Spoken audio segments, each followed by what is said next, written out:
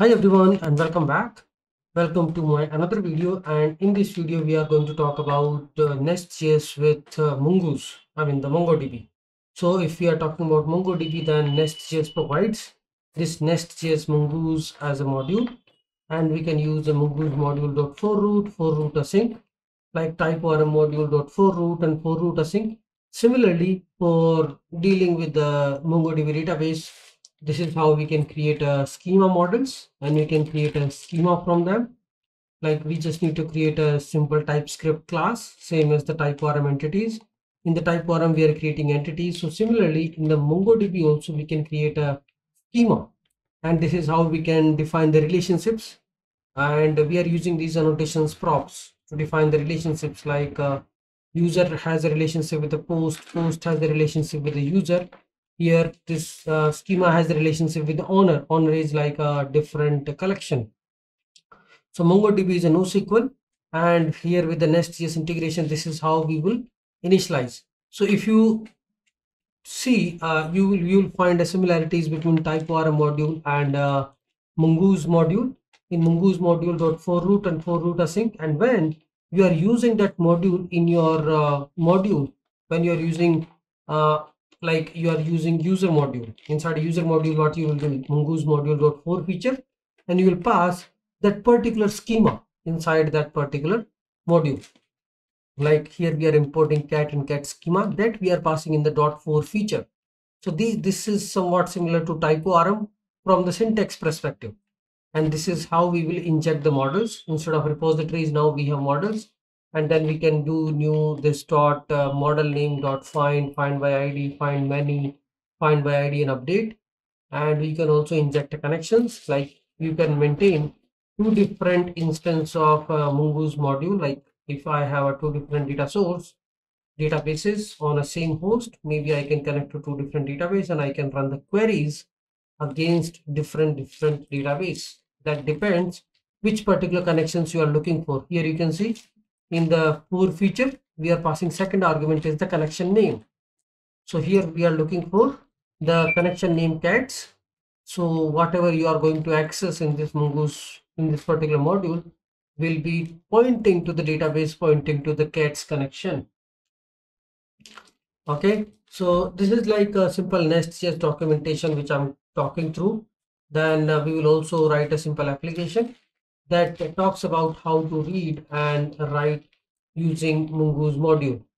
So what we will do, this is how we are injecting connections, and there are different ways to initialize the connections, and then finally we have to inject these models into our services so that we can do read and write. So here we are doing inject model, and then lots of other things, because Mongoose provides these hooks, like pre-save hooks before saving the records. If I want to persist, if I want to do some changes, because if you talk about Mongoose library, Mongoose ODM, it provides hooks, static methods, virtuals, all those concepts. If you are familiar with how you have worked with Express, Node.js, Mongoose, you do lots of these things. So similarly, those things are also available. Here we can register our hooks. We can also register the plugins. And this is how we are defining our schemas and lots of other things. Let's not go into that definition. Here we will focus on creating the model class and creating a schema out of it, and then initializing this Mongoose module.forRoot by passing the MongoDB URI. And we will see how we can initialize the Mongoose module dynamically by depending on the config module, because this forRoot is allowing us to pass the URL. Here is the code. So what we are doing first is we need to prepare our Docker container, because we need to use Mongoose. So what we are doing, I have added a MongoDB image inside Docker Compose YAML, and then there is a Docker Compose override. There I am doing volume mapping and the port mapping. So once I do Docker Compose up, I would be able to see things running. So that's what we are doing, and this is the config module. Config module is just a simple. Here I'm just using validation schema to make sure that I have all these properties available in the .env before I start my application, which is a MongoDB URI. Mongo URI, port, GWT secret, and GWT expiration time. And this is how I'm initializing the Mongoose module. Line 21, Mongoose module.for root async. I'm importing config module, and inside a use factory, I'm returning the connection URI for MongoDB. So it is making sure that we are initializing a Mongoose module properly. We don't need to do mongoose.connect because this is how we are initializing the Mongoose module. Right, we are initializing, so it will take care of the connections and all. If there is a database doesn't exist, or if a connection URL is wrong, it will break, our application won't start. And then in the respective modules, we can start consuming. We will just inject models. Here you can see in the post module what we are doing. Line 9, Mongoose module.4 feature. So here we are consuming the post model and the post schema. Now inside the post service, we might be doing an inject model this post, and then we are accessing this model.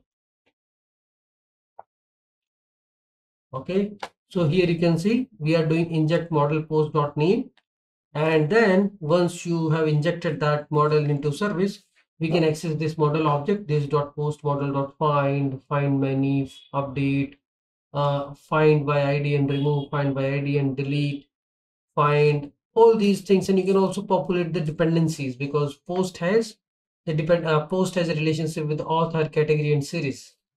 These are the three different other collections. And while creating a post, this is how we are inserting the author. So this is what we are doing, find by ID and replace, that is update. So we are doing a find operation based on ID, object ID, and then doing update. So this is how you can create the other modules also, like post module, user module, category module, series module. We have a schema, and then we have a controllers and services.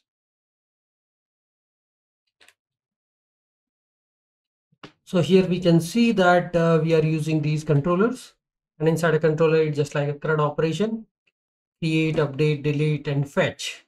So here we are just creating, updating, deleting, and just a search query to find all the blog posts having that particular word in the search query. So this is how we have created a post module. Similarly, there can be a user module where we have a user schema, user module, user service, and user controller.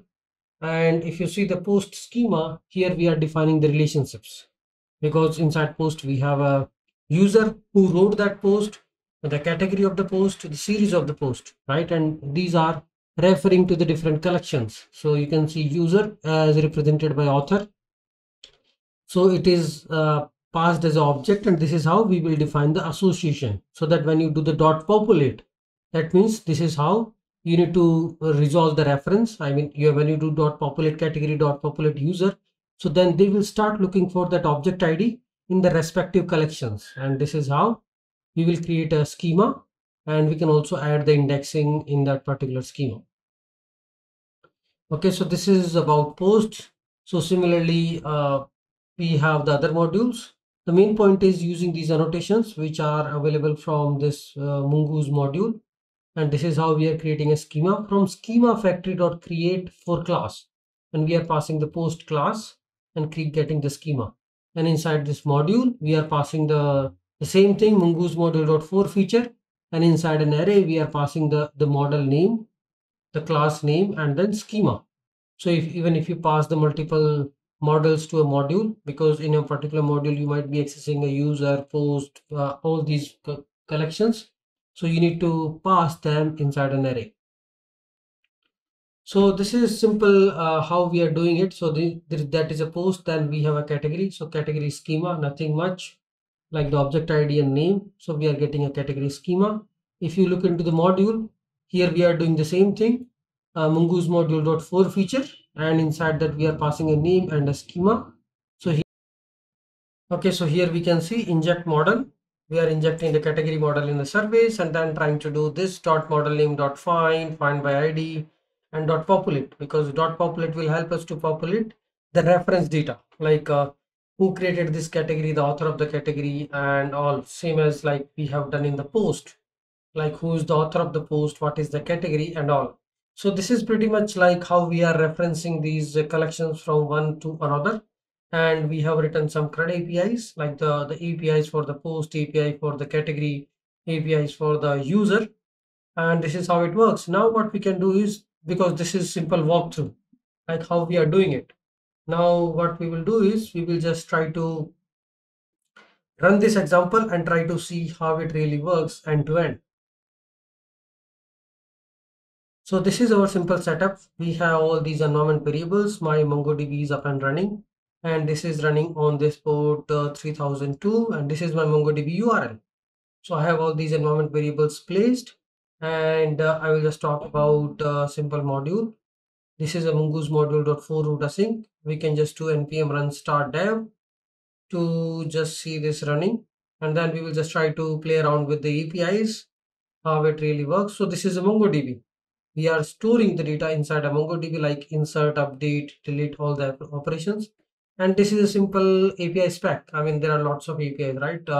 Login, log out, and then there is a category APIs, blog post APIs, and all.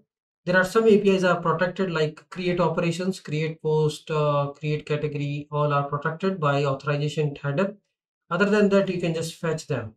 So this is our authentication API, authentication login. I can see, and it is returning with the token. So I can use this token, which is being returned from the API, and I can pass this token inside authorization. So here, this is my APIs, and here I can just show you the snippet how we are doing authentication. It's a simple. I have discussed about this many times. Here we are using this local authentication guard and JWT authentication guard.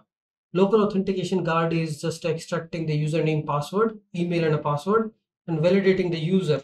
And once the user is validated by comparing the password and email, it is putting the user on the request object. So at line 34, we will get the 33, we will get the user object, and then we will just create a token and we will return the token. I think we are not doing anything with the cookies here. We are just returning the token in the response, and that token can be used in the authorization header. So if there are some protected APIs which are using JWT auth guard inside as a route guard, then we need to pass authorization header for them. So this is the JWT strategy, and this is the local authentication guard. So there are two things: strategy and guard. Strategy and guard. So we have a local strategy. For that, we have a local authentication guard. We have a JWT strategy. For that, we have a JWT authentication guard. And JWT authentication guard is extracting the authorization header.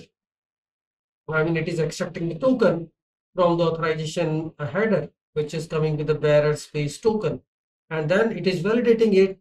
And then once the validation is done, it is giving us the payload in this validate method, where we can check that this user ID exists in the database or not. I mean, the user is active and exists in the database. Then we will allow you to access the API resources. So it's like a simple auth guard, you can say, we have. And inside this, we just also added a Swagger docs, which will help us to just expose the APIs on the Swagger docs. And this is how we have a user service. So inside here we can see all these APIs are running. Now we are logged in, so we are getting this authorization token. We will start passing this token inside other protected APIs. So like blog post create. So here I'm passing this as a bearer space token inside authorization header. And here I'm just passing some dummy title and content. These are two properties, and I will just try to create a blog here I will just pass some dummy content, and I will just send this request to the post. It's a create API and it's protected. So if you're not passing authorization header, it won't allow you to create anything. So it is just creating a blog post, and it is populating the data also, like the author information. And author is populating the post and the categories, all the other information again.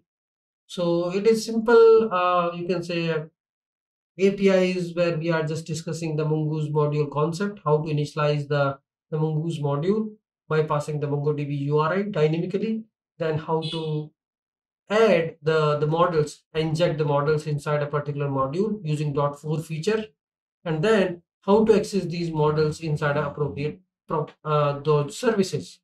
Rest all we are just testing these different methods, like queue me all the post, We can also, I think, hit the search APIs. So this is the get API, give me all the post information. Then there is a search query that will give you the post based on the search query. So here we can append the search query. Here we can just create a duplicate of this and we'll just say search. And here we can just pass search query equal to test.